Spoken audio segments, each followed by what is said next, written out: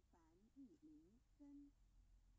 道生一，一生二，二生三，三生万物。道创天地，而与天地同在，自性佛。于是灵看不见抽象，但是它却存在每一位十方善知识的身上。所谓道化成肉身，住在我们中间。天主佛与自性佛主耶稣对父神说：正如你父在我里面，我也在你里面，使他们也在我们里面。约翰17:21，道德经混成章第25，有物混成，天天地生，其寂寥兮，独立而不改，周平而不殆，何以为天地母？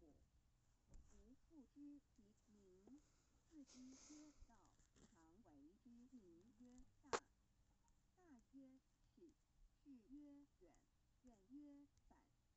故道大，天大，地大，人亦大。狱中有四大，而人居其一焉。人法地，地法天，天法道，道法自然。大万军之耶和华说：从日出之地到日落之处，我的名在外邦中必尊为大。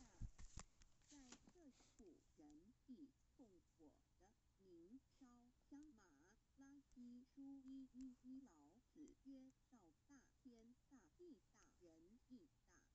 道德经混成章第25，房母老母娘即是无极老母，无极老祖无生老母。房母颠覆天上的父业，和华万军之耶和华神，上帝真神阿拉真神主，真主造物主为皇上帝，名上帝造真理。